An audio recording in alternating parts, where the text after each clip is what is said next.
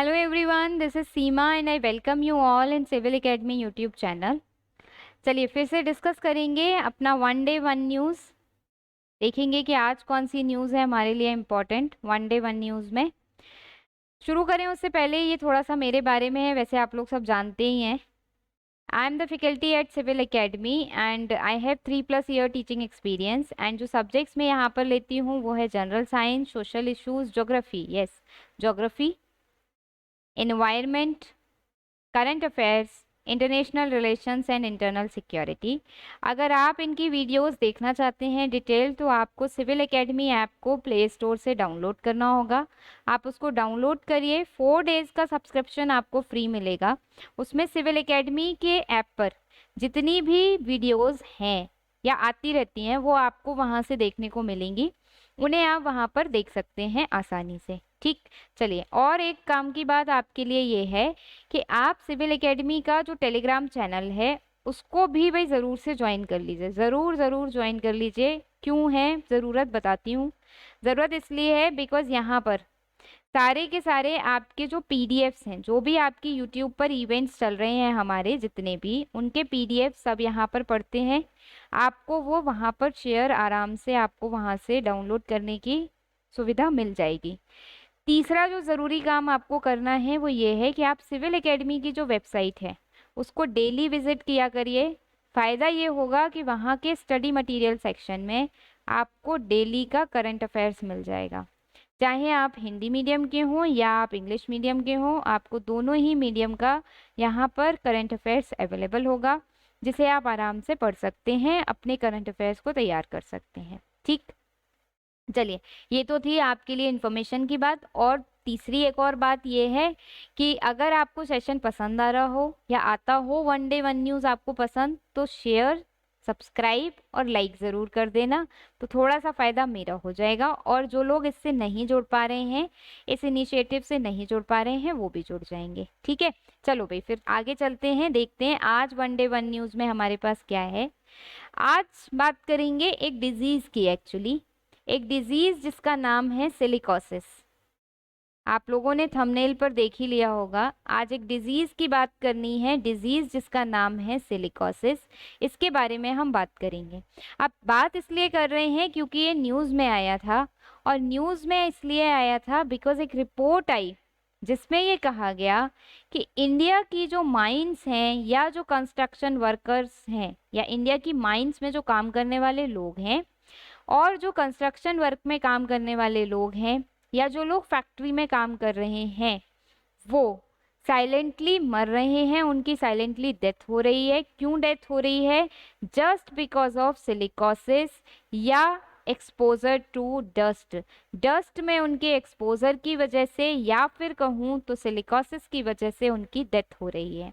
ये न्यूज़ आई थी। अब हम देखेंगे कि इसमें सिलिकोसिस एक्चुअली में है क्या, क्या सिम्टम्स हैं, क्या क्या इसके लिए आपके जो डायग्नोसिस है वो अवेलेबल हैं, कैसे दूर किया जा सकता है, इंडिया ने क्या स्टेप्स लिए हैं इसको दूर करने के लिए, इन सारी बातों को हम डिस्कस करेंगे। ठीक, चलिए तो जो सिलिकोसिस है बेसिकली आपकी लंग से रिलेटेड एक डिजीज़ है। आप ये देखिए, ये हैं आपके 2 लंग्स, लंग से रिलेटेड डिजीज़ है आपकी सिलिकोसिस। होता ये है कि जो भी लोग या तो माइन में काम कर रहे हैं, या तो माइन में काम कर रहे हैं, या फिर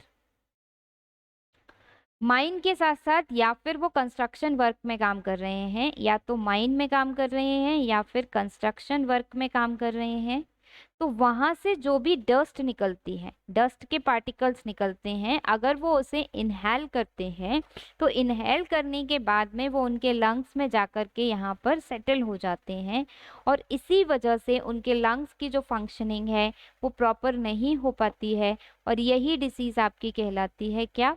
सिलिकोसिस। तो सिंपल है, जब सिलिका जाकर के, सिलिका कहाँ पे मिलेगी? जो भी आपकी कंस्ट्रक्शन साइट हैं, जो भी माइनिंग साइट हैं, वहाँ से सिलिका निकलती है। सिलिका जब इनहेल कर लेते हैं ये कंस्ट्रक्शन वर्कर, कंटिन्यूसली उसकी डस्ट को इनहेल करते रहते हैं, तो ये इनके लंग्स में जाकर के इकट्ठी हो जाती है, और इस तरीके की नोड्यूल्स यानी सेक लाइक स्ट्रक्चर, बोरेनुमा जो आकृति है वो बना लेती है। यहाँ पर देखिए आपको पता होगा कि लंग्स की छोटी यूनिट आपकी जो होती है एल्वियोलाई होती है, जहाँ पर गैसियस एक्सचेंज होता है जाकर के। तो एल्वियोलाइज में ये इस तरीके का सेक लाइक स्ट्रक्चर ऐसे नोड्यूल्स जैसे बना लेते हैं, और इससे होता क्या है कि जो गैसियस एक्सचेंज है वो प्रॉपर नहीं हो पाता, और इसीलिए लंग्स की जो फंक्शनिंग है वो नहीं हो पाती, और यही आपकी डिजीज़ है। और जब लंग्स की फंक्शनिंग प्रॉपर नहीं होगी तो लंग्स मेन क्या काम करते हैं, ऑक्सीजन का आपका ट्रांसप्लांट मतलब ट्रांसपोर्ट करने का काम करते हैं ना, ऑक्सीजन को भेजते हैं, प्यूरिफाई करते हैं, प्यूरिफाई जो आपका मतलब ब्लड जो होता है उसको यहाँ से भेजेंगे आगे की तरफ, इस तरीके का कुछ काम गैसियस एक्सचेंज का काम करते हैं लंग्स आपके। तो वो जो चीज़ है वो रुक जाएगी, वो प्रॉपर तरीके से नहीं हो पाएगी। अब नहीं हो पाएगी तो बहुत सारे उसके कॉन्सिक्वेंसेस होंगे। ठीक, चलिए तो डिटेल में देखेंगे। सिलिकोसिस बेसिकली एक क्या है, एक ऑक्यूपेशनल, एक सेकेंड पेन का कलर जरा चेंज कर लूं। सिलिकोसिस बेसिकली एक ऑक्यूपेशनल डिजीज है। क्यों? क्योंकि जो लोग ऑक्यूपेशन में लगे हुए हैं, डस्ट से उनका एक्सपोजर होता है और उनके फेफड़ों में ये जमा हो जाती है। इम्पॉर्टेंट बात यह है, it is an incurable disease. एक बार हो जाए तो उसे क्योर करना मुश्किल है, क्योर नहीं होती, और आपको परमानेंटली डिसेबल बना ही देती है, यानी आपके लंग्स को परमानेंटली प्रभावित करती ही करती है। ये एक इनक्यूरेबल डिजीज है, ठीक नहीं हो सकती ये डिजीज। ठीक, सिर्फ प्रिवेंट की जा सकती है। ठीक है, प्रिवेंट की जा सकती है। कैसे प्रिवेंट की जा सकती है कि आप जो भी आपके पास टेक्नोलॉजी अवेलेबल है, मैकेनिज्म अवेलेबल है, उससे आप इसे प्रिवेंट कर सकते हैं, पर इसे क्योर नहीं कर सकते। तो ध्यान देने की बात है कि इसके प्रिवेंशन पे अच्छे से काम होना चाहिए, क्योंकि अगर एक बार हो गई तो फिर ये ठीक नहीं होगी, इसलिए ज़्यादा काम इसके प्रिवेंशन पर होना चाहिए। ठीक है, चलिए। It is the most common among those who work in, सबसे ज़्यादा कॉमन किस में है? जो लोग इंडस्ट्री में काम कर रहे हैं, कंस्ट्रक्शन साइट पे काम कर रहे हैं, क्योंकि वहीं से डस्ट निकलती है, सिलिका की डस्ट निकलती है, इसीलिए ये वहीं उन लोगों में ज़्यादा कॉमन है, और इसी वजह से ये न्यूज़ में भी आई थी।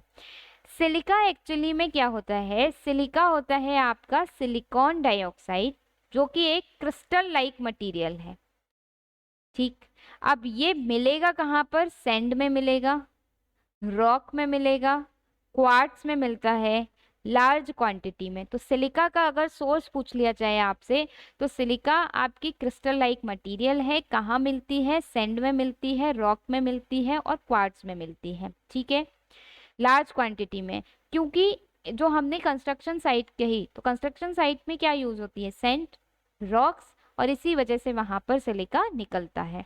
ठीक, नाउ अगर हम सिम्टम्स की बात करें कि किसी भी व्यक्ति को अगर सिलिकोसिस हो गया है, तो हम कैसे पता लगाएंगे कि भाई उसे सिलिकोसिस डिजीज हो गई है? उसे ब्रीद लेने में, यानी उसकी सांस फूलेगी, शॉर्टनेस ऑफ ब्रीथ, उसको सांस जल्दी से नहीं आएगा, उसकी सांस फूलेगी, बिकॉज उसके लंग्स काम करना धीमे धीमे कम कर रहे हैं। उसे कफ हो सकता है, फीवर भी आ जाता है, ब्लूइश स्किन हो जाती है।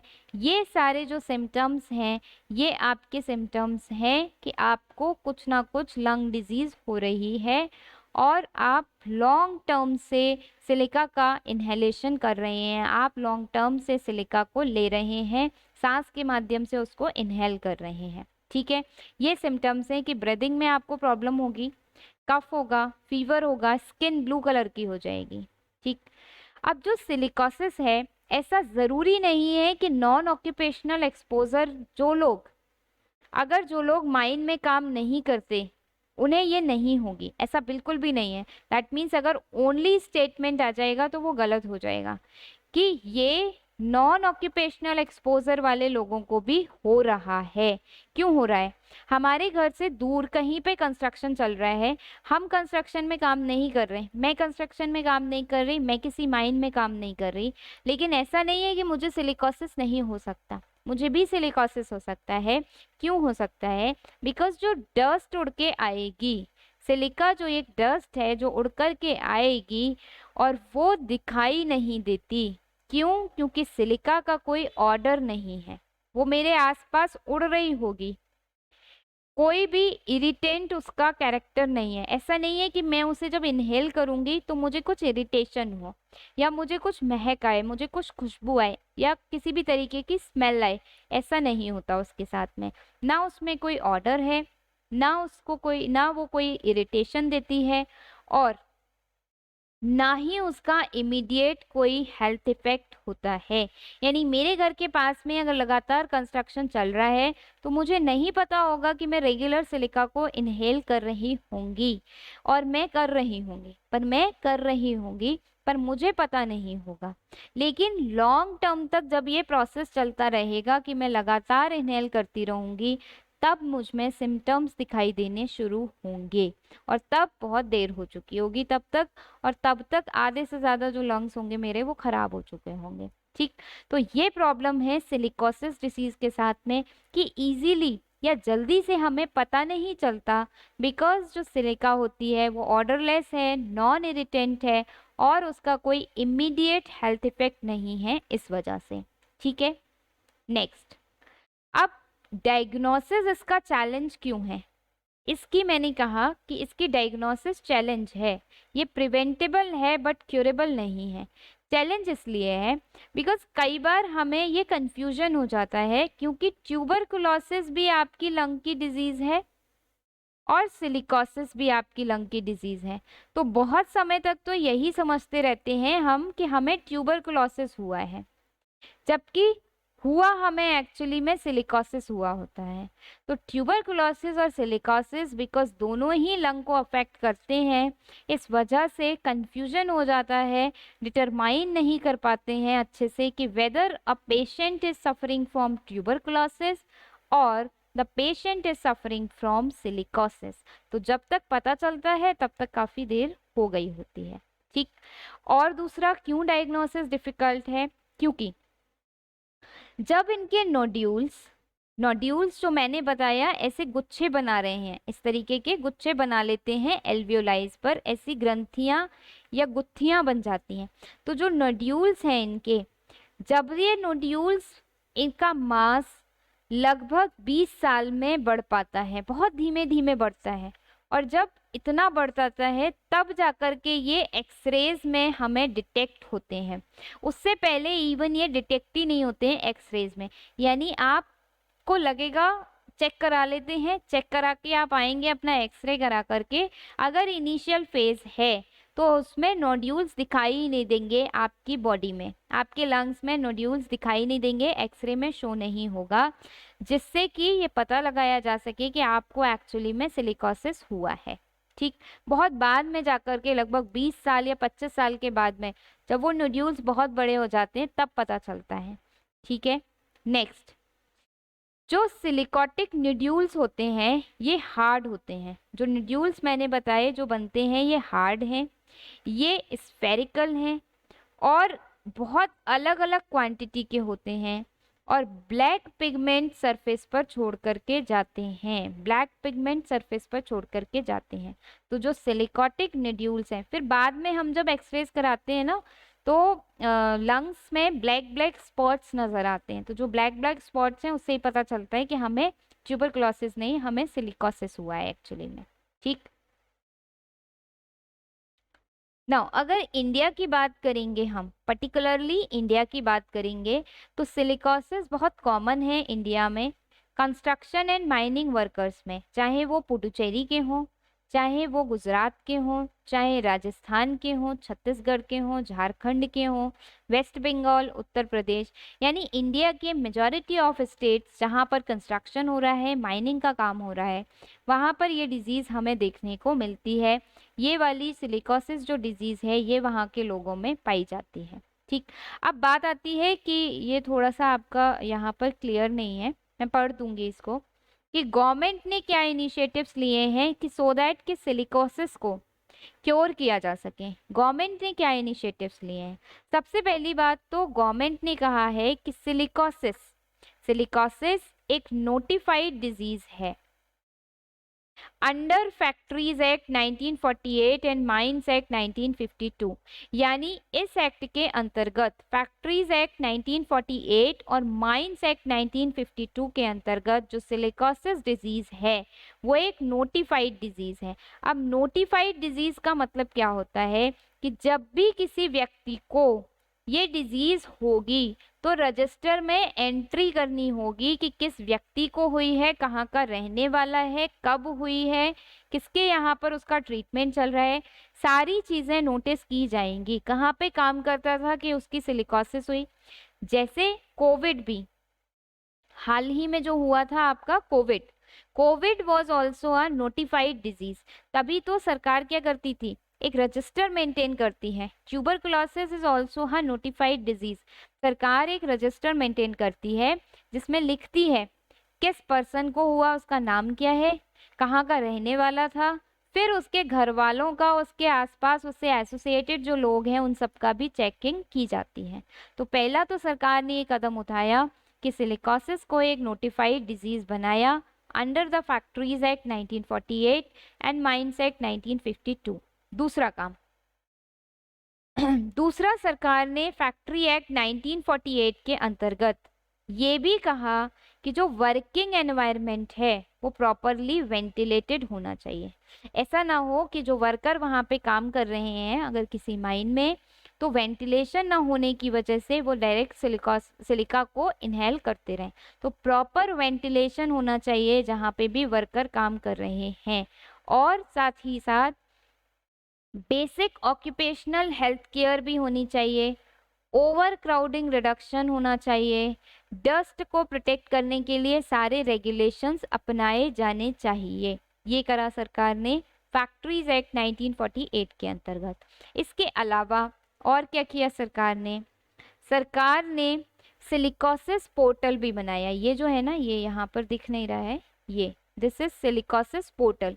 सरकार ने एक सिलिकोसिस पोर्टल बनाया। किसके अंतर्गत? Department of social justice and empowerment, ministry of social justice के अंतर्गत आता है। उसके अंतर्गत सरकार ने एक सिलिकोसिस पोर्टल बनाया जिसमें ये कहा कि जो भी व्यक्ति सिलिकोसिस से पीड़ित है वो इस पोर्टल पर जाकर के अपना रजिस्ट्रेशन स्वयं कराए, अपना रजिस्ट्रेशन खुद से कराए।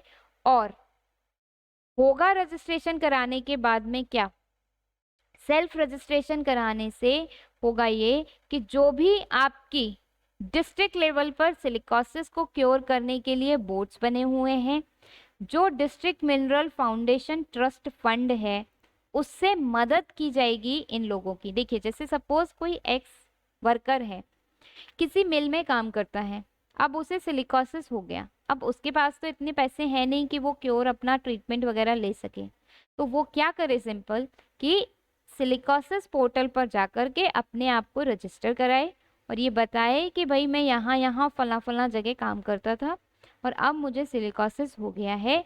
तो सरकार क्या करेगी, या डिस्ट्रिक्ट लेवल पर जो सिलिकोसिस बोर्ड्स बने हुए हैं वो क्या करेंगे, district mineral foundation trust fund जो बना है, डीएमएफटी जो फंड बना है, इस फंड से पैसा निकाल करके उसकी मदद करेंगे, उसको हेल्प प्रोवाइड करेंगे। तो एक सरकार ने ये स्टेप उठाया, ठीक। और एक बहुत इंपॉर्टेंट जो स्टेप सरकार ने उठाया वो 2020 में occupational safety health and working condition code, सरकार ने कुछ नियम लागू किए। किसके नियम लागू किए कि ऑक्यूपेशन जो भी व्यक्ति काम कर रहा है उसको प्रॉपर सेफ्टी मिले, प्रॉपर स्वास्थ्य मिले और प्रॉपर वर्किंग कंडीशन मिले, यानी उसकी सुरक्षा, उसका स्वास्थ्य और उसको सही काम करने का वातावरण सुनिश्चित कराया जाएगा।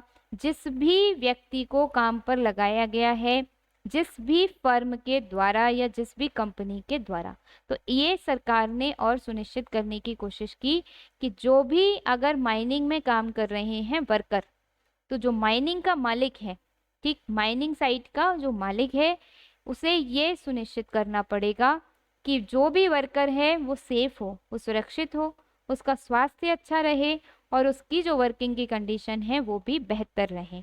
तो ये नियम लेकर के आई सरकार सिलिकोसिस को क्योर करने के लिए या सिलिकोसिस को कम करने के लिए उसके अगेंस्ट।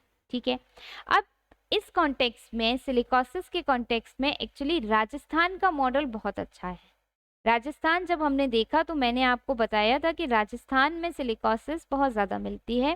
कारण ये है कि वहाँ पर आपका माइनिंग की एक्टिविटीज़ बहुत ज़्यादा होती है, पत्थर वगैरह की जो माइनिंग है वो वहाँ पर बहुत ज़्यादा होती है, तो इस वजह से वहाँ पे सिलिकोसिस बहुत ज़्यादा हो रही थी।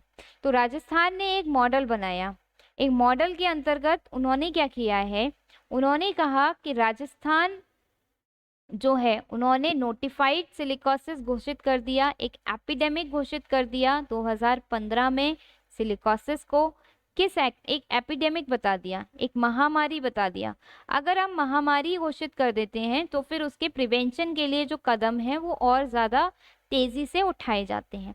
तो एपिडेमिक घोषित कर दिया उन्होंने 2015 में, और इसलिए इसके बाद से वहाँ पर इसको बहुत अच्छे से क्योर किया गया।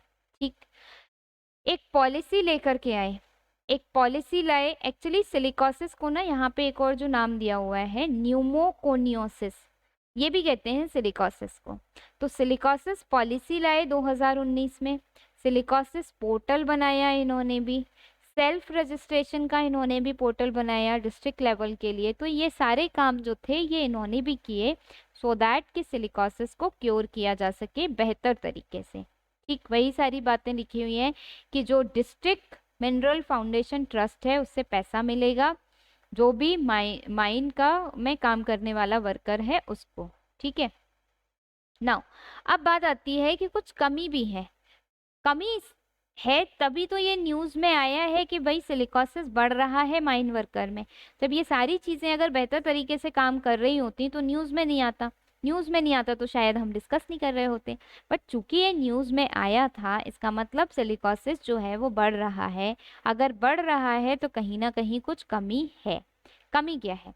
कमी ये है कि जो माइनिंग सेक्टर में, in the mining sector alone, none of the silicosis cases diagnosed has been notified by mine owners। यानी कोई भी केस डायग्नोज नहीं किया गया है जो कि आपका अगर पता चला है तो। ठीक है, पहली बात। दूसरी बात, the cases reported by the examining doctor of the directorate general of mine safety, ministry of labour and employment. ना तो सिर्फ आप ये कहेंगे कि केसेस को डायग्नोज किया गया है, बल्कि इसके अलावा कोई भी केस ऐसा नहीं है जो reported by the examining doctor, जिसे एग्जामिनिंग डॉक्टर ने रिपोर्ट किया हो, यानी वो लिख नहीं रहे हैं। दूसरी कंडीशन, दूसरी प्रॉब्लम है वो ये है। ठीक, तीसरी, हालांकि उन्हें लीगली ये कहा गया है कि आपको रिपोर्ट सौंपनी है इस एक्ट के तहत, बट वो नहीं सौंप रहे हैं। ठीक है, नहीं सौंप रहे हैं, जिसकी वजह से क्या हो रहा है, सिलिकोसिस को क्योर नहीं कर पा रहे हैं। ठीक, अब सवाल ये वही आप इसमें कह सकते हैं क्यों नहीं कर पा रहे, शॉर्टफॉल्स क्या है कि सरकार ने रिस्ट्रिक्शंस तो लगा दिए हैं, सरकार ने पोर्टल भी बना दिया है, सरकार ने एक फंड भी बना दिया है, बट लोग उसका सही तरीके से इस्तेमाल नहीं कर पा रहे हैं। जो एजेंसीज हैं वो उन्हें फॉलो नहीं कर रही हैं। तो ये सारी कमियां इसमें आ रही हैं। अब करना क्या चाहिए? करना वही है कि आप गाइडलाइन को फॉलो करिए, जो भी गाइडलाइन सरकार ने दी हुई हैं उसको फॉलो करें। हर डिपार्टमेंट, हर इंस्टीट्यूशन उस गाइडलाइन को फॉलो करें। प्लस स्टेट गवर्नमेंट अपनी पावर को यूज़ करे और ये सुनिश्चित करे कि भाई प्रिवेंट किया जाएगा इम्पैक्ट्स को, और वर्कर्स को अपनी पावर को यूज़ करे। देखे कि कहाँ पे जो माइन के, खदानों के जो मालिक हैं वो इन रूल्स को, इन लॉज को, इन रेगुलेशंस को नहीं फॉलो कर रहे हैं। ठीक, हेल्थ सर्वे कराने की ज़रूरत है। डिस्ट्रिक्ट वाइज हेल्थ सर्वे कराइए। हेल्थ सर्वे कराएंगे तो उससे पता चलेगा कि प्रेजेंट सिचुएशन क्या है, प्रेजेंट सिचुएशन क्या है, कहाँ पे सिचुएशन वर्स्ट है, कहाँ पे बेटर है, ये सारी चीज़ें हमें पता चलेंगी। तो ये करने की ज़रूरत है। ठीक, तो ये सारे जो आप एक एडवाइजरी बोर्ड बनाइए, स्टेट एडवाइजरी बोर्ड बना दीजिए।